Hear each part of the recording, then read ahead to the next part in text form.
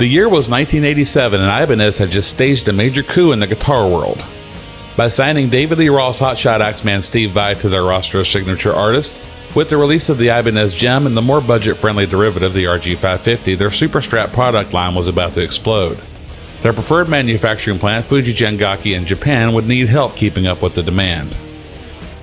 Ibanez parent company Hoshino first dipped their toe into South Korean waters that year, producing a couple of lower-end RG models, the Roadstar 2-inspired RG140 and 340 at the Peerless Guitar Plant.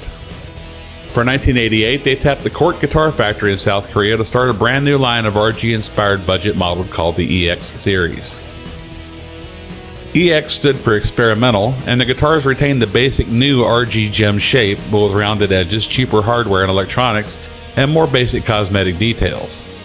It was an experiment to see how well another company could build their guitars with quality in mind before moving production of their low to mid-tier RG model production there. That first year saw the introduction of only a few models, the EX350, EX360, and EX240. The 300 series came equipped with the Takeuchi TRS-101 double-locking tremolo, while the EX240 became one of only a handful of models, including the Vinnie Moore signature model, to be equipped with the Edge 2 single-locking tremolo, which was basically an edge with no fine-tuners. In this video, I'll go through most EX series models that were available in the United States with details pertaining to changes over its 6-year run and the different series levels as well as the bass guitars. On a personal note, and one reason I wanted to make this video is because my love affair with this brand began in 1990 with the purchase of my first Ibanez, a Burgundy EX350, and then soon after a matching ESP 504 bass.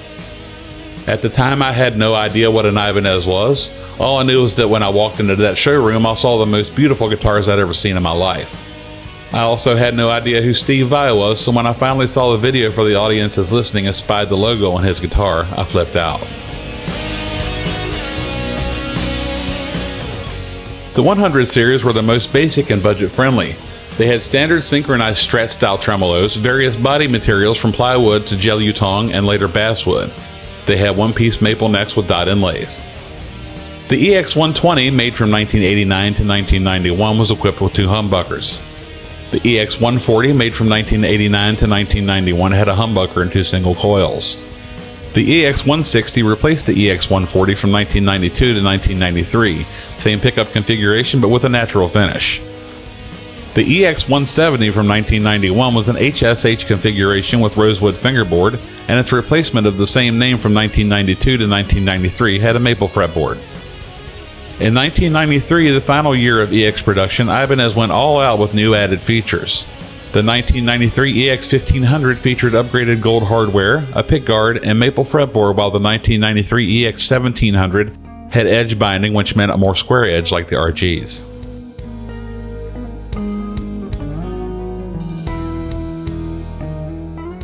The 200 series only had 2 models. The aforementioned EX240, only available in 1988, had an HSS configuration rosewood fretboard with triangular inlays and featured the rare Edge 2 single-locking tremolo. The EX270, available in 1992 and 1993, was an HSH with maple fretboard and dot inlays. The 300 series is the most common, and it was the success of this line that likely convinced Hoshino that Cort was the right company to work with in the future. The 300 series mostly had basswood bodies, double-locking tremolos, one-piece maple necks, rosewood fretboards with triangular inlays. The EX350, which was my first Ibanez, was made for the entire run of the series from 1988 to 1993. It had 2 humbuckers and a single coil mounted on a pickguard. The EX360 also went the full 6 years with its HSS configuration. The EX365, made in 1991 and 1992, was the only reverse headstock EX model with 1 humbucker and 1 single coil. The EX370 went from 1991 to 1993, 2 humbuckers and a single coil with no pickguard. The EX370 FM, made in 1992 and 1993, featured a flame maple top, bound rosewood fingerboard with triangular inlays and gold hardware. In 1993, they again went all out with features, introducing the EX3700. It has square edges with binding, gold hardware, and a maple fretboard. Ibanez also released a few different bases in the EX line, derivative of the Road Gear base, which was also inspired by the RG gem shape, just elongated.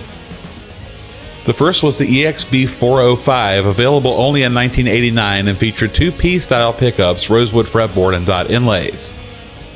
The EXB404 was similar with the classic PJ configuration. The literature says it was made from 1989 until 1995, even though the EX line ended in 1993.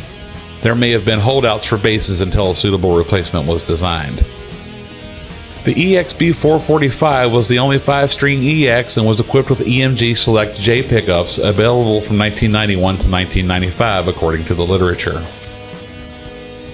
The EXB504 was the one I bought after my EX350.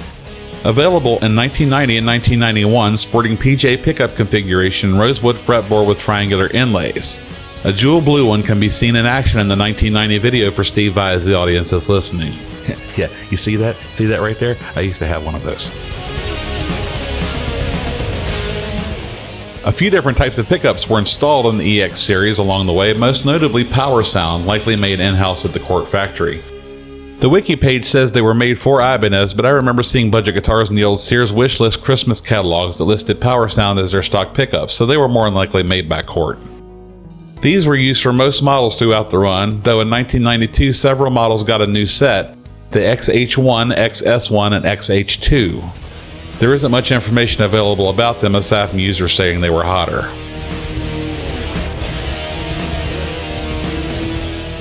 The 100 series all came with standard synchronized Strat style trims. One inset pick from the 1991 catalog says they're made by Goto. The Edge 2 on the EX240 is super rare and was only used on a very few models, most notably the VM1 Vinnie Moore signature model. It's basically an Edge without fine tuners, and not to be confused with the Edge Pro 2 or the Edge 02. The 300 series was equipped with the Takeuchi TRS 101 double locking tremolo until it was replaced in most cases with the original low TRS trem in 1992.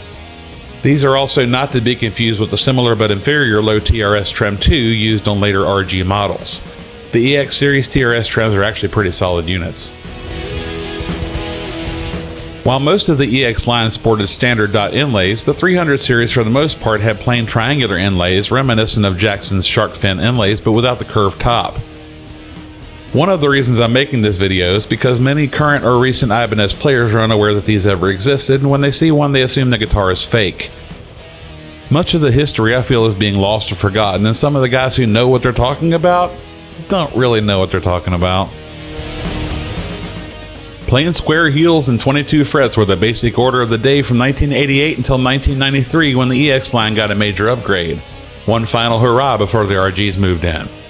The fretboards got 2 extra frets, going from 22 to 24, and the square heel joint was replaced by a version of the all-access neck joint, around a more ergonomic mounting. It wasn't offset like on the RG models, but still keeping a symmetrical shape. Now here's something that confuses a lot of inexperienced EX spotters, causing them to call the 35-plus-year-old guitar's authenticity into question, although Ibanez wasn't even a thing until the early 2000s. The first 2 years, 1988 and 1989, the Headstock sported the standard checkmark Ibanez logo with no EX series designation anywhere on the guitar.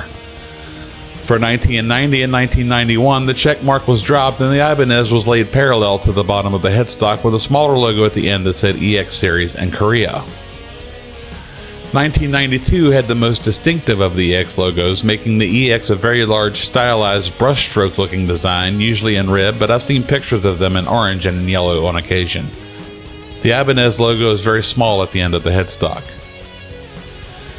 In 1993, the Ibanez logo was back to its normal size, however it was oriented parallel to the tuners, and the stylized EX Series logo was shrunk, drained of its color, and put back at the end of the headstock. As with any model range in the Ibanez family, there are likely some variations that I've missed. Some came in a left-handed version, some were only available in Europe or other parts of the world. There were also a few spot models that didn't make it into the catalogs, likely built mid-year. This one is a 100% stock 1991 EX370 FM from my personal collection. The EX370 FM wasn't officially released in a catalog until 1992, and that version had gold hardware and the 1992 logo. Mine has black hardware and a cherry burst finish that's never officially acknowledged in the literature. If you have a rare non-catalog model you want to let me know about, put it in the comments below.